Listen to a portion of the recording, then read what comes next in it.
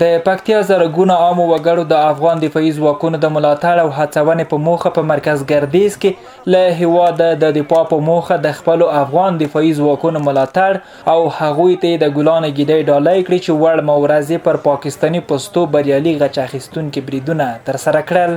د سلختیز زون 203 منصوري قلو اردو مسؤلین وای دوی هر وخت د هیواد دفاع ته ژمن دي او هیڅ چاته اجازه نه ورکوي چې په افغانستان کې مغرضانه لاسوهنې وکړي. افغانستان اسلامي امارت مجاهدین مسؤلین او منصوبین هیڅ چاته اجازه نه ورکوي چې د افغانستان پر خاوره یرغل وکړي او د افغانستان خاورې ته ولسونو ته ملي شتمنیو ملي ارزښتونو ته په بده سترګه وګوري.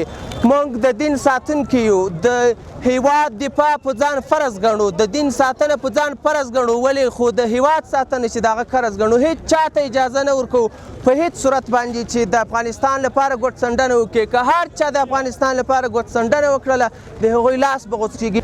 موږ له ټولې نړۍ سره ښه تعامل غواړو، هیڅ چاته به د افغانستان له خاورې څخه ګواښ نه پیښیږي. د افغانستان ټول مجاهد پرور ملت ته ډاډ ورکوم چې موږ به د افغانستان د ملي شتمنیو سرحداتو په هر وخت کې په یخ او ګرمۍ کې په هر حالت کې دفاع کوو.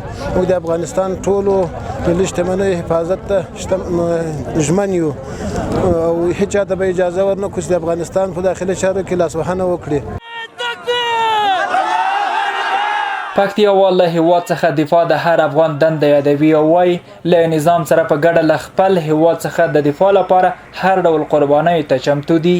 د پکتیا ولایت د مېړنیو غیرتمنو ته زه دا ډاډ ورکوم چې انشاءالله موږ په مخ کې نه پنجابیان ودرېدای شي نه انګریزان ودرېدای شي او که ودرېږي غوښمتونکی ګزار بخوري لکه بیې چې خوړلو ویلې ظلم یې وکړو. د موږ په پکتیا کې په خوست په دغه بل ولایت کې ورورای موږ تیارې راغلې د موږ مشامان شهیدان کړل، د موږ ترسره شهیدان کړې. موږ هغه خلک یو چې روسان هم په دې تبرګویو په لرګویو مات کړه، هغه خلک یو چې امریکا ته ماتې ورکړه. دا په داسې حال کې ده چې تېره ورځ د ملي دفاع وزارت د پاکستان وروستي هوایي برید ته په اشارې د جنوب ختیځ زون له پولو هاخوا پر پاکستاني پوستو انتقامي بریدونه وکړل.